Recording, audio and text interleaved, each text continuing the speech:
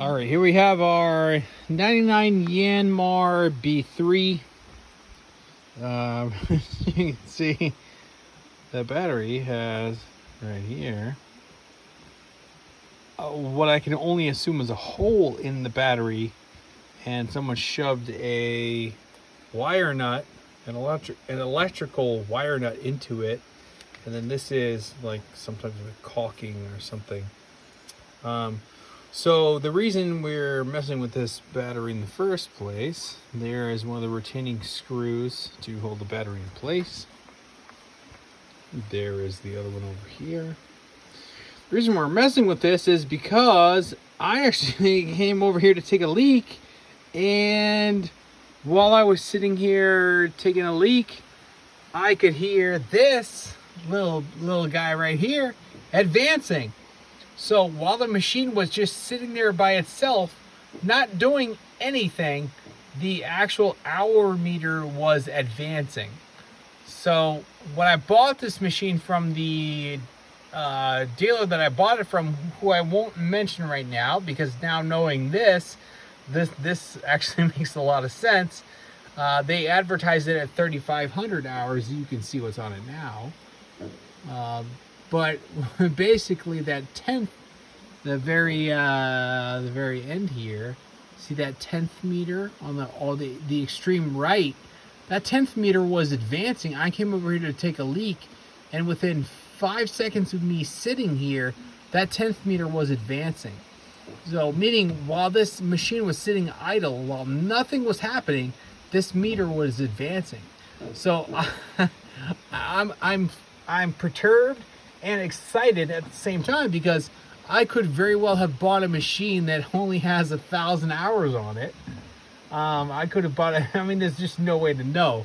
I mean, it was advertised at 3,500, but again, who knows how long it's been sitting here having the hour meter advance with no actual runtime. So, anywho, to make a long story short, because this battery appears to have some type of for a lack of better words, some type of a redneck plug in it, we're gonna go ahead and pull this battery out and replace it with a new battery. We'll see if that affects this hour meter in any way. I have a feeling that there's some type of a short somewhere. I feel like throwing a new battery into this I feel like the hour meter will still advance. I could be wrong.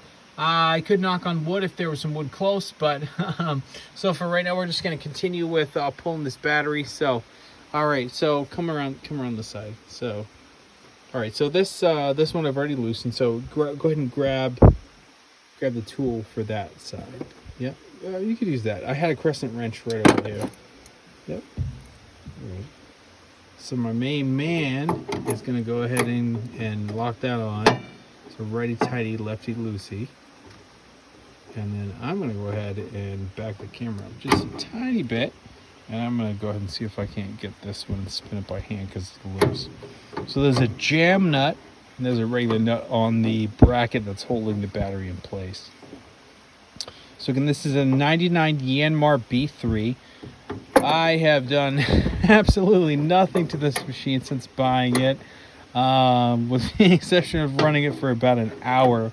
Again, I must say I'm extremely surprised to come over here and take a leak after drinking some beer and find that the hour meter is ticking away. And there was a little bit of a discrepancy from when I bought this machine. The entity, I'm sorry, I should say, that sold it to me, sold it with 3,500 hours, which really does explain a lot.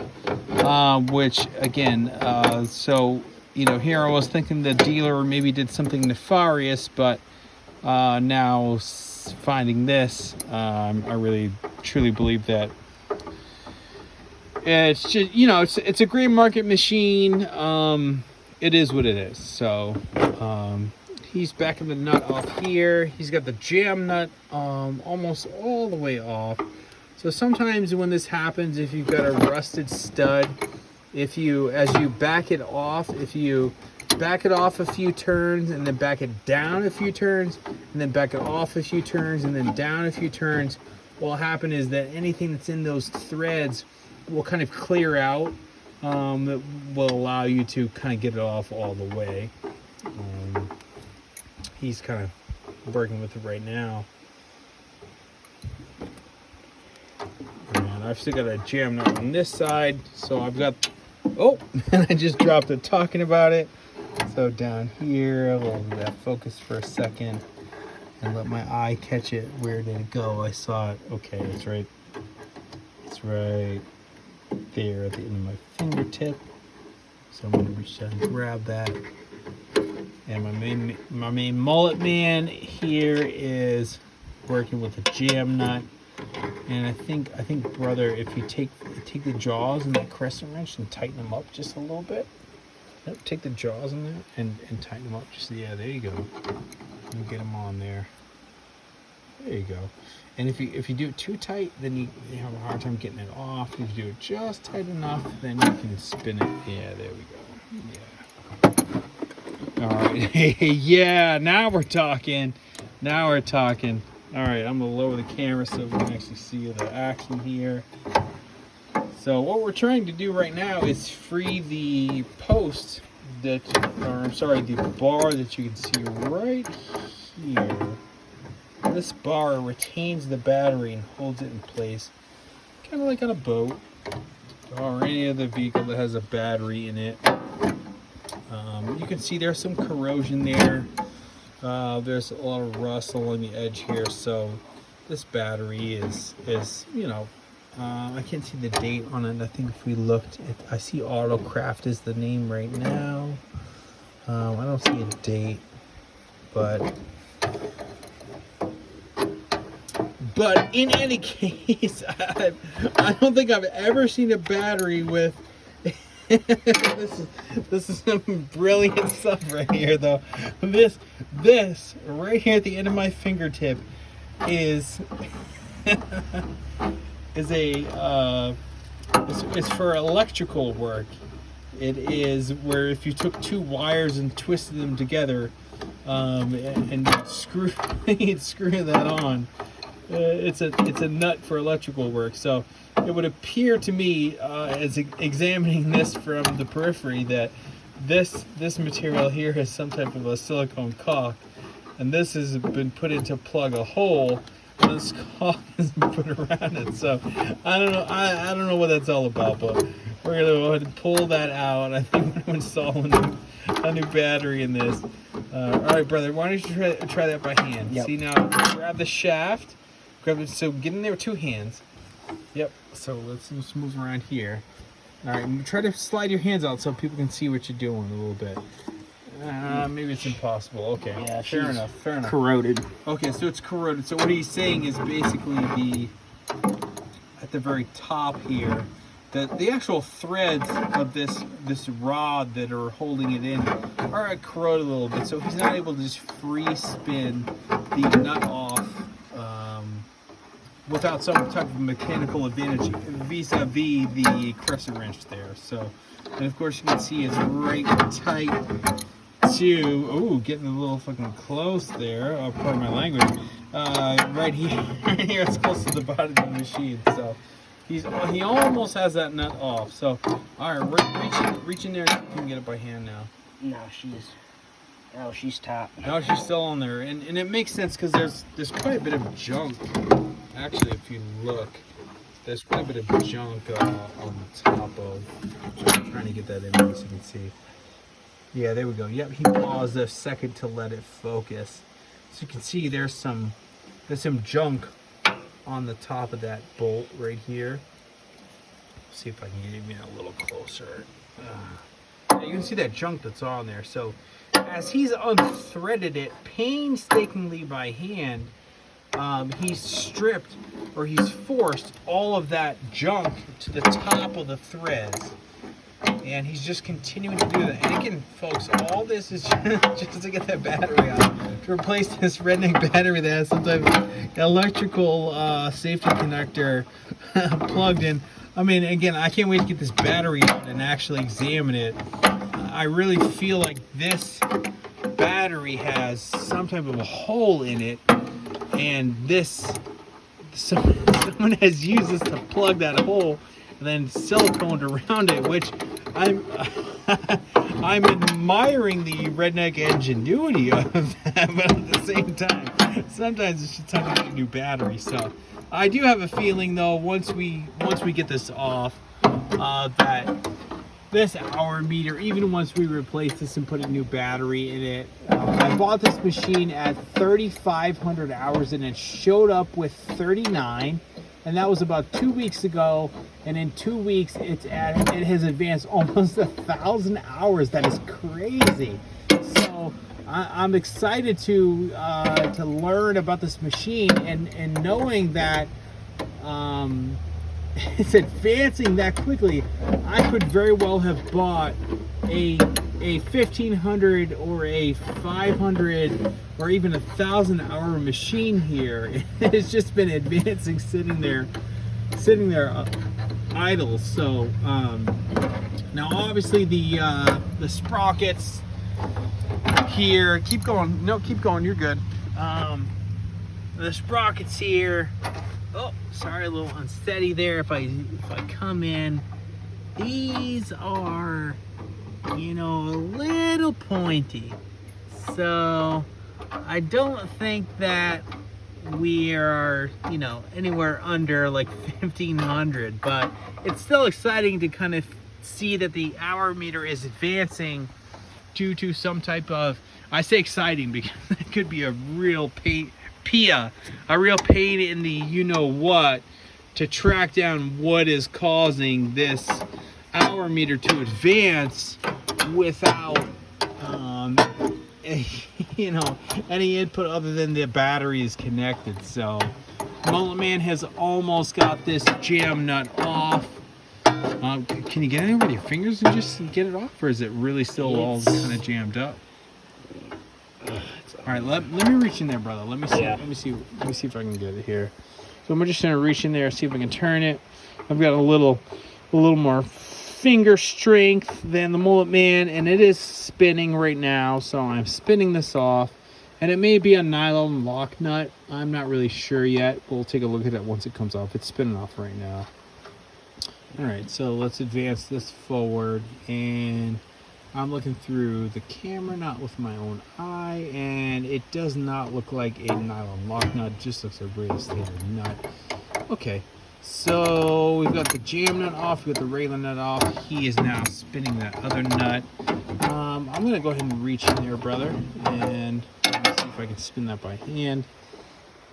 Move my hand out of the way so you guys can see what's going on, and rightly so, he's moving it with the, so I would put a socket on there with a ratchet if we could get it, but what you may not be able to see from this angle is that, go ahead, keep going, you're doing well. What you may not be able to see from this angle is that the top of the trim, or the sheet metal of the particular machine itself, is such that you really cannot get a socket. So you've got to kind of do it this way. This particular machine. Okay, and that is pretty loose. So I'm going to go ahead and say, before we mess with that too much more, let's go ahead and come over here to this bolt that we can actually get to. Let's go ahead and look in that box right over there to your right, brother. Yep. Mr. Mullet Man is going to go over here. He's going to select the ratchet, which is going to be right there. Exactly. And then we already have selected here. Who can tell me what size that is? I don't know. 5/16, 9/16. Who knows? We're gonna go look over here. Actually, as I get closer to that, that looks like a let's see, I'm gonna say 7/16. I could be wrong, but that's a 5/8. That's way off. That ain't gonna fit. All right, so grab this is the nut in theory that we're trying to get off. So he's shuffling through the box there to find the right nut. I'm gonna go ahead and take this, and I feel like that's hand loose. Yeah. All right, it's loose by hand, brother. Oh, okay. All right, so basically what we're gonna do is, because we're gonna want to pull this stuff all off and clean it. So these terminals were not great. Yeah, I mean, you can see there's all kinds of stuff on Oh, there. well, there she went. Okay, so he's popped off, so I'm gonna back up. I'm gonna let him kind of lift that out. And it ain't easy. It ain't easy being. All right, excellent. So we got that battery out.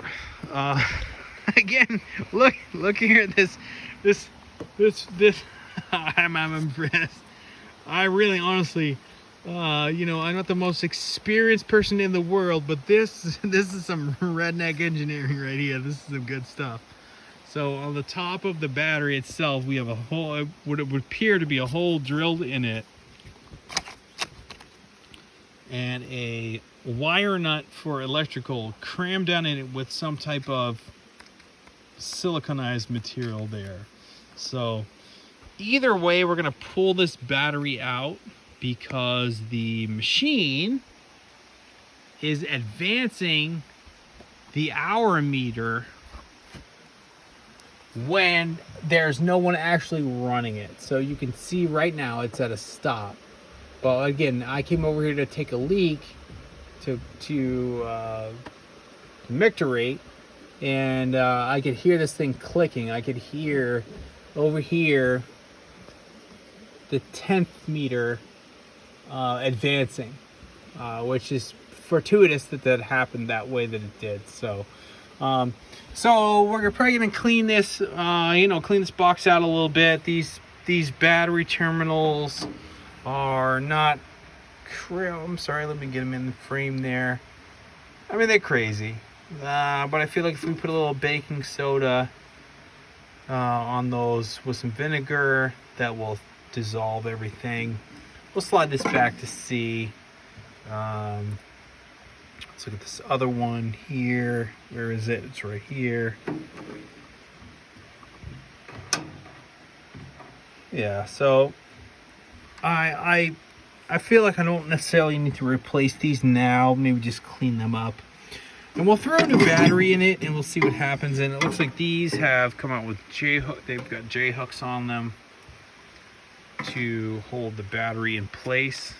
Oops, sorry, bear with me there. So we'll just set that off to the side. So we'll get a new battery for this and we'll see what that does. I don't anticipate we'll probably clean that bar up there. That's clearly had battery acid on it, kind of eating it away. Again, remember this is a used gray market machine. It was a risk buying it, but we're in the middle of COVID. We are in the middle of just so much uncertainty. I've been following the market for 2 years. Okay, so a year and a half, and this machine's come and go really quick. I feel like I really got a good one. So little stuff like this we're gonna have to do. I'm not too worried about that. Again, we're gonna clean this bar up. Probably put a little spray paint on it. We'll get a new battery for it. And we'll see if that solves the 10th hour issue. I do not think it will. I think that's probably an issue somewhere with some type of an arc or a fault. Or again, I'm not an electrician by trade, so I can't use the exact term. But suffice to say that there's something not quite right here. I mean, who knows? It could just be that battery with the crazy redneck. When I say redneck, because I'm a redneck too, but something with that redneck, plug in it there. Maybe there's something with the battery. Who knows? We're gonna see. We're gonna play with it. We're gonna figure it out. But that's the first look so far. That's kind of one of the first things we've really done to this machine since it's arrived here.